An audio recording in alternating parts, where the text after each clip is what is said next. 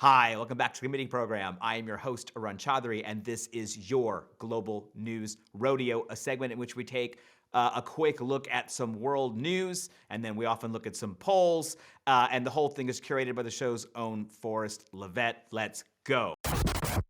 Item 1, more fuel to the fire. Government resigns in Kazakhstan.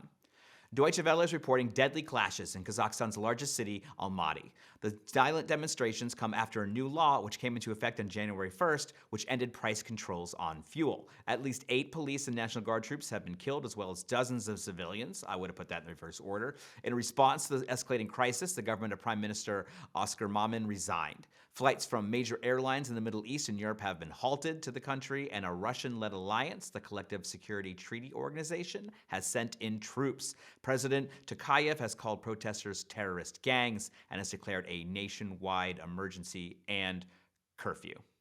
I do want to say some of the troops that are headed there are actually from Belarus, which is sort of an interesting way for Putin to demonstrate his international power, legitimacy, the Lukashenko regime. So it all gets mixed up into one thing. It all gets mixed up. Item 2, Hard Day's Night. Thousands want Blair's knighthood stripped. Al Jazeera is reporting that hundreds of thousands have collectively called for former British PM Tony Blair's recent knighthood to be revoked. Citing support for the Iraq War, over 700,000 signatures have signed an online petition as of Thursday. The petition states Tony Blair caused irreparable damage to both the Constitution of the United Kingdom and to the very fabric of the nation's society. He was personally responsible for causing the death of countless innocent civilian lives and servicemen in various conflicts.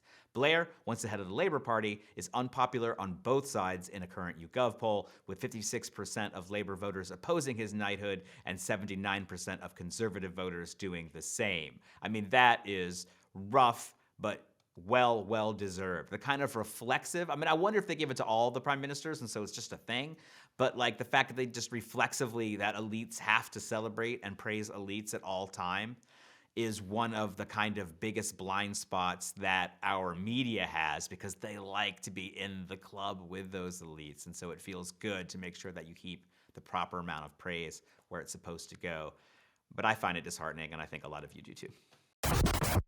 Item 3, puppet on a string. Sudan Prime Minister resigns amid turmoil. The Socialist Workers reporting that Sudanese Prime Minister Abdallah Hamdok has resigned following another round of mass street protests. Hamdok stepped down this past Saturday, which also saw 3 people killed as a result of a crackdown by security forces. The exiting PM was accused of brutal opposition and called a puppet, with no mass support by the pro-democracy forces. A coup last October set the stage for mass demonstrations, with 57 civilians being killed since that time. With the US, Britain, Saudi Arabia, and the UN backing Hamdok, the Sudan resistance will now have to seek support from outside the international community.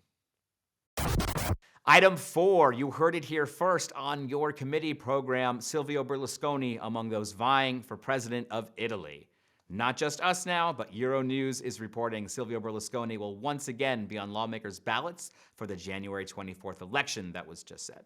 Current Italian Prime Minister Mario Draghi is also up for the position, but the center-right will, of course, strongly back ex-PM Berlusconi. However, not everyone is up for the 85-year-old. There was just big protests in Rome this past weekend by the Purple People in response to the cases around the Bunga Bunga parties, which involve prostitutes. Berlusconi is inevitably always in a lot of trouble. The group was formed in 2009 to oppose then Prime Minister Berlusconi, and even though the Italian presidency is considered honorary, the president can still have influence and play a role in the event of a government crisis. And this is me editorializing at the end now, happens more often than not in Italy. So who the president is matters quite a bit. It matters quite a bit. I personally, I am, a lot of people are big Draghi fans, so it doesn't behoove me to come out strongly and saying I'm not a big Draghi guy, but I'm not a big Draghi guy, and I don't like this kind of non-elected technocratic idea that he represents. And so I have sort of mixed feelings about him using that and elevating to the presidency, but I also sort of would like the prime ministership to be cleared for someone as part of a democratic process. So I don't know. It's Italy, it's Italian politics. It's a mess. You'll hear about it here. We'll have people on. We should do a panel just on this. We will. Item 5, Nuevo Presidenta. Chile elects new constitutional president. Al Jazeera is reporting that Chile has elected a new president of their Constitutional Assembly, epidemiologist Maria Elisa Quinteros. Newly elected Chilean president, Gabriel Boric, welcomed Quinteros as she and the assembly are tasked with drafting a new constitution following the Pinochet era. Boric said on Twitter, there are times when good and hopeful news emerges from difficult situations, and I believe this to be one of them. Count on me, President, to collaborate 100% with the constituent process. The redraft could bring major changes to the country, and there are many who are hopeful for the new constitution, including environmental activists, indigenous leaders, and we're actually going to have two different guests so we can talk to about this on the program in the very near future, if not tonight.